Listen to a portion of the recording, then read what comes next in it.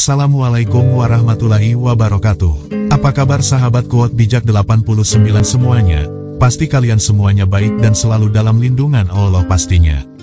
Kali ini kita akan membahas tentang ulama Aceh yang jarang orang tahu tentunya. Beliau sangat berpengaruh dalam perjuangan Aceh pada masa perjuangan melawan penjajah. Beliau juga seorang intelektual dan ahli dalam ilmu falak.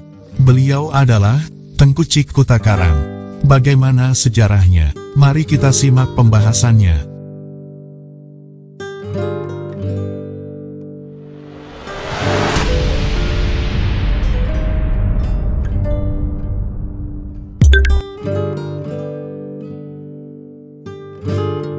Tengku Cik Kutakarang, ahli falak dan ulama Aceh.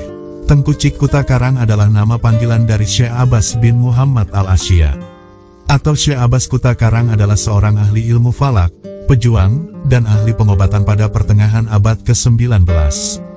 Tidak banyak yang mengenal ulama kelahiran Aceh ini, karena sebagian besar karyanya tersimpan di Malaysia, sehingga nama ia lebih terkenal di sana.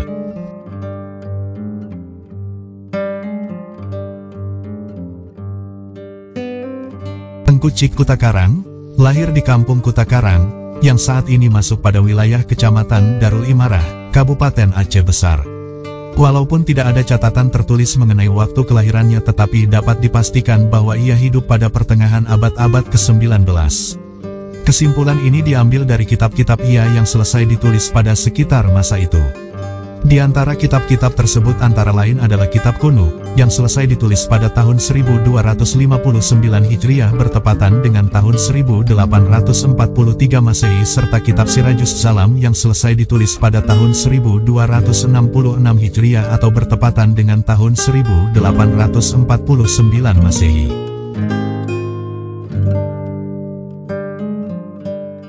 Masa mudanya dihabiskan di Mekah untuk menuntut ilmu. Tidak hanya ilmu-ilmu agama, tetapi juga tentang ilmu falak, perbintangan, astronomi, hisab, hitungan-hitungan, ilmu kedokteran, sastra, dan juga politik yang pada masa itu Islam dan negeri-negeri Islam adalah merupakan kiblat atau sumber dari berbagai macam disiplin keilmuan tersebut.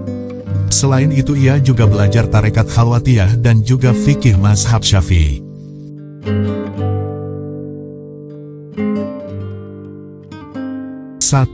Sirajul Zalam fi Marifati Sa'di wal Nahas.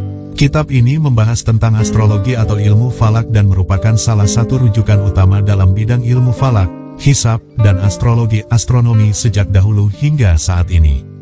Hal ini karena pada masanya tidak banyak ulama yang tertarik untuk mendalami bidang astrologi, astronomi ini, sehingga dapat dikatakan bahwa kitab ini merupakan satu-satunya kitab yang membahas bidang tersebut serta menjadi rujukan pada masanya. Selain itu, isi dan pembahasan di dalam kitab ini masih relevan hingga sekarang sebagai dasar atau pintu masuk serta bahan perbandingan bagi sains modern.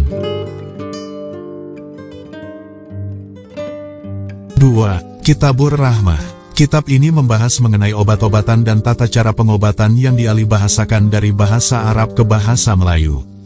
Hingga kini, beberapa tabib di Aceh masih menggunakan kitab ini sebagai rujukan mereka.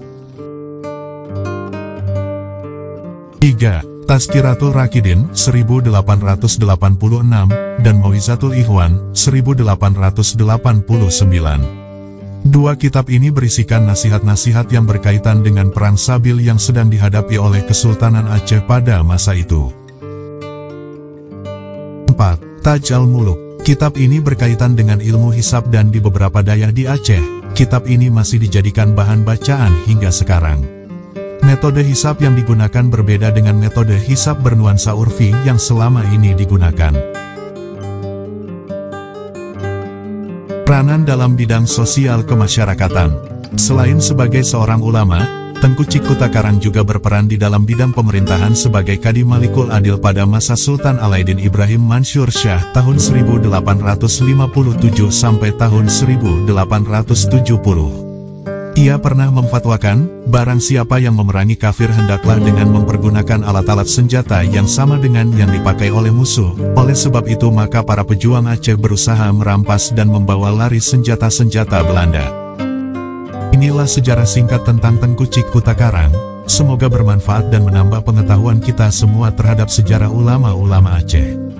Akhir kata, Wabillahi taufik wal hidayah. Wassalamualaikum warahmatullahi wabarakatuh.